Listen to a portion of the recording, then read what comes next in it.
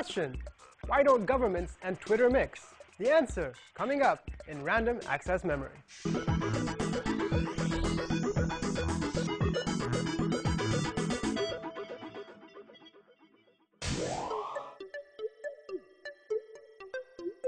About half the people, of the UK that is, use the same password for all their websites. Security experts say that when choosing a password, choose one that doesn't contain a readable word. Mix upper and lowercase and use a number or symbol in the middle of the word, not in the end. Don't use just one, or don't use the @ of symbol for an A. Apparently, a password guessing software can see right through that. It's just wrong when two completely non-related fictions of science clash with each other.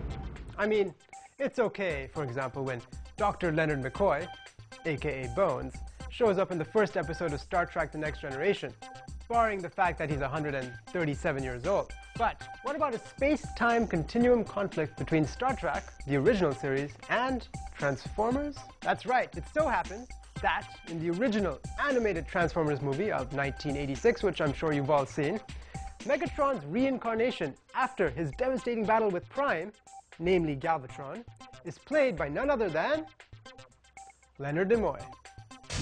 7 of the top 25 best-selling laptops on Amazon are MacBooks. For all you unwittingly woebegone souls who think that Apple is just fluffiness for the non-hardcore, chew on your own words. That's right, gobble them up, chew them down, and swallow them.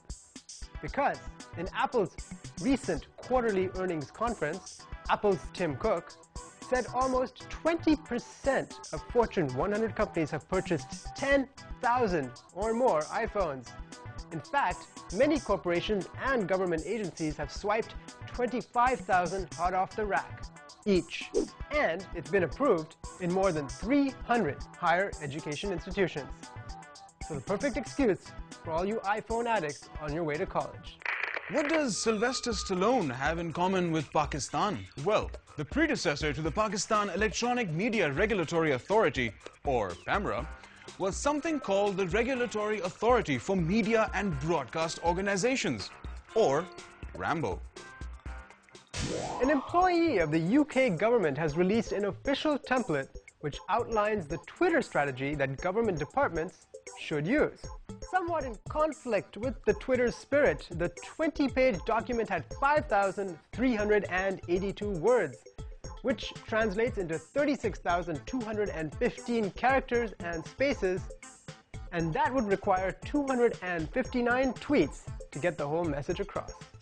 Cheaper than sushi, less fattening than lasagna, it's your daily supplement.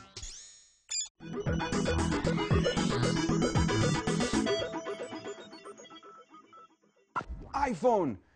No. iPod Touch. No, wait, that's not good enough. There's something. iPod Nano. But I don't think so. iPod. Question. Which one?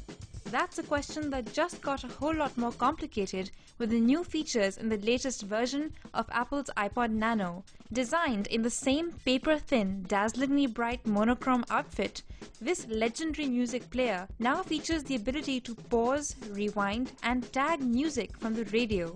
The tagging option is reminiscent of iPhone apps like Shazam, which recognizes any ambient music you point the phone towards and lets you purchase it through iTunes.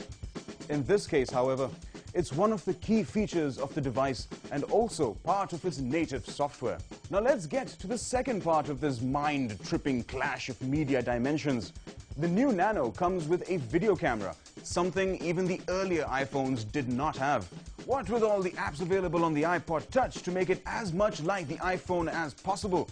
Its recent upgrade that features 64 GB of space but does not include a camera, which the Nano upgrade does include. It's a veritable merry medley, a musical chairs of features intriguingly distributed across Apple's charismatic quartet. Now, we're not experts in strategy, but it definitely sounds like Apple wants all the excitement to go the Nano way. Along with the shiny new coating and the exciting new radio pause and rewind feature, the 640x480 video camera was definitely introduced with reference to the Flip. More reasons to buy a new Nano versus a Flip? It's also bumped up to be a fitness iPod, equipped with the Nike Plus software, which includes workout history, power songs, and a pedometer, which allows you to count your steps. It also directly competes with the other music fitness combos, such as the Nike Plus iPod shoe scenario. So, is this one of Apple's ingenious creations? Taking existing technology and packaging it into one beautifully seamless jewel? Or should they have just put the camera in the new iPod Touch? Remember when you first signed up for Facebook? Apart from trying to figure out just how long ago that was, you may have trouble remembering exactly just how many new features have been added onto this omnipresent empire of social networking. In contrast to Twitter, whose stark simplicity is reflected not only in its format, but also in its minimalism of purpose, Facebook seems to have made it its mission to become an all-in-one, all-encompassing engine of, well, friendship, steadily gobbling up any alien features that cross its path. Since its inception in February 2004, Facebook has taken various steps to emulate popular features in all other forms of social networking, adding a chat feature in April 2008 and launching Facebook usernames earlier this year are just two examples. The most recent is a decision to include Twitter-style mentions in its status updates. Facebook had originally launched the feature of status updates after Twitter surfaced on the market, and it is indeed one of the most popular ways of informing the world whatever you want them to know. However, they've just taken a brand new step up by letting you tag people in those status updates, thereby starting a public conversation much like the ones you can have on Twitter. The interesting fact, of course, is that you can tag them by using the very Twitter trademark symbol @of. Now that you're fully acquainted with the whipping wonders of the Aero Latte milk frother, and you know that when all else fails, all you have to do is go and look at his soothing blue wall to make everything okay, we'll send you packing.